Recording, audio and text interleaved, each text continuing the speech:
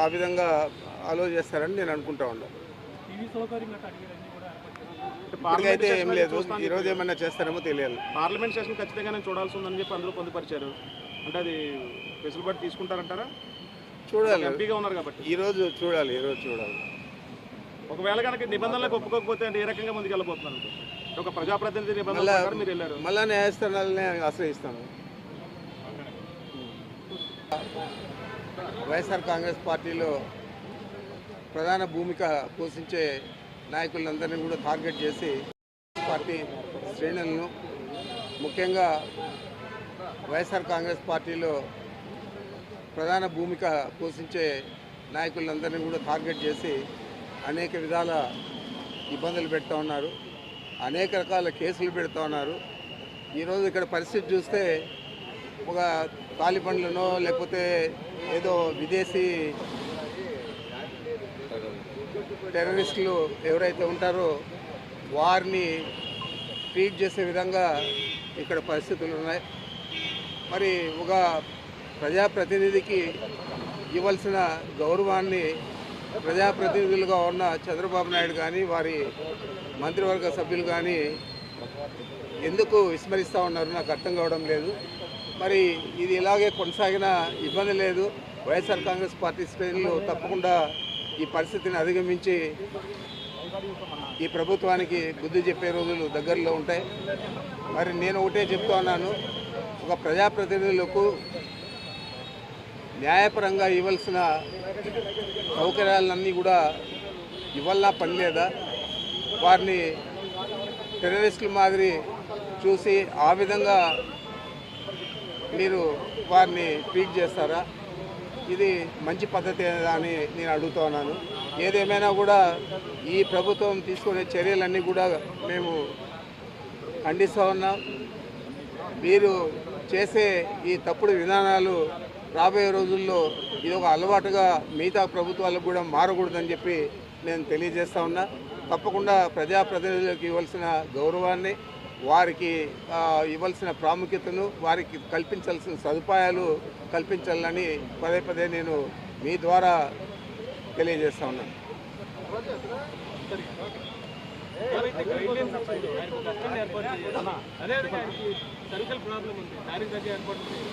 అన్నీ కూడా ముందు మినిమం చేయని నిబంధనల ప్రకారం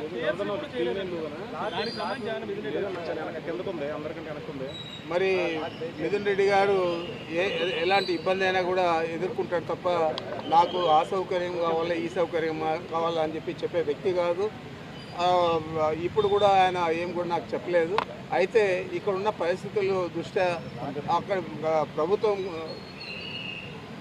న్యాయపరంగా కల్పించిన సౌకర్యాలను కూడా అందజేసే పరిస్థితుల్లో లేదంటే ఈ ప్రభుత్వం ఏ విధంగా పనిచేస్తూ ఉందో, ఎంత ఖర్చుపూరితంగా వ్యవహారం చేస్తూ ఉందో అది మీ దృష్టికి తెస్తూ ఉన్నాను. ఆయన బాగున్నాడు, సంతోషంగా ఉన్నాడు.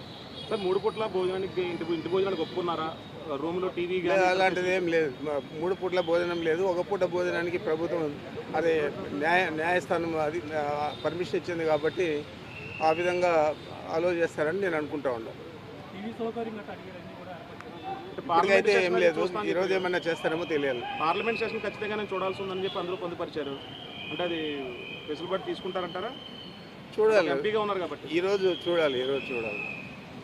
ఒకవేళ కనుక నిబంధనలకు ఒప్పుకోకపోతే అంటే ఏ రకంగా ముందుకు వెళ్ళబోతున్నారు? ఒక ప్రజాప్రతినిధి నిబంధనలు మీరు వెళ్ళారు, మళ్ళా న్యాయస్థానాలనే ఆశ్రయిస్తాను.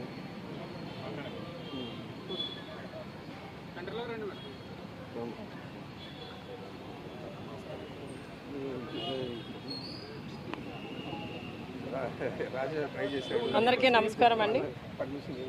ఈరోజు మరి మిథున్ రెడ్డి గారి మీద ఏవైతే మద్యమ కేసులు బనాయించి ఆయన అరెస్ట్ చూపించారో ఇది అక్రమ కేసు, అన్యాయంగా ఆయన మీద బనాయించారని చెప్పి మా వైసీపీ నాయకులం అందరం కూడా తీవ్రంగా దీన్ని ఖండిస్తున్నాం.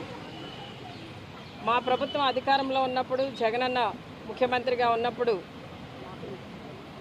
ఈ మద్యమ దుకాణాలని ప్రభుత్వమే నడిపించి ప్రభుత్వానికి ఆదాయాన్ని చేకూర్చారు. ఆ రోజున మరి ఆ విధంగా నడిచిన ఈ మద్యమ షాపులు మరి వాటిలో ఈ రోజున స్కామ్ జరిగిందని చెప్పి లేనిపోని నిందలన్నీ కూడా మా ఎంపీ మిథున్ రెడ్డి గారి మీద మోపి ఆయన్ని ఈ విధంగా మరి జైలు పాలు చేయడం అనేది నిజంగా మరి మేమందరం కూడా బాధపడుతూ మరి మేమంతా ఆయన పక్షాన నిలబడుతూ ఆయనకు సపోర్ట్గా ఉండడం జరిగింది. అంటే ఈ రోజున ఎంతసేపు కూడా ఈ కూటమి ప్రభుత్వం డైవర్షన్ పాలిటిక్స్కి తెరలేపుతూ ఈ రోజున మిథున్ రెడ్డి గారి మీద బనాయించిన అక్రమ కేసు కూడా ఒక డ్రామా అని చెప్పి మీకు తెలియజేస్తున్నాను. అంటే గతంలో మా ప్రభుత్వం అధికారంలో ఉన్నప్పుడు మేము ఎటువంటి డిస్టిలరీకి కూడా పర్మిషన్స్ ఇవ్వలేదు. మా ప్రభుత్వం అధికారంలో ఉన్నప్పుడే మేము మద్యం దుకాణాలని 30% తగ్గించడం జరిగింది. మా ప్రభుత్వం అధికారంలో ఉన్నప్పుడే బెల్ట్ షాపులన్నింటినీ కూడా రద్దు చేయడం జరిగింది. అంటే మేము మద్యాన్ని నియంత్రించడం జరిగింది. ఇంత కట్టడిగా చక్కగా మద్యం షాపుల్ని అంటే ప్రతి ఒక్కరికి కూడా అందుబాటులో ఉండకుండా ఆ రోజున ధరలు కూడా పెంచడంతో మద్యం నియంత్రణ అనేది చక్కగా జరిగింది. అలాంటి పరిస్థితిలో మధ్యవర్తులు ఎవరూ లేని పరిస్థితిలో మరి ఈ మద్యం దుకాణాల్లో ఏ విధమైన స్కామ్ జరిగిందని మేము మీ ద్వారా ప్రశ్నిస్తున్నాను ప్రభుత్వాన్ని.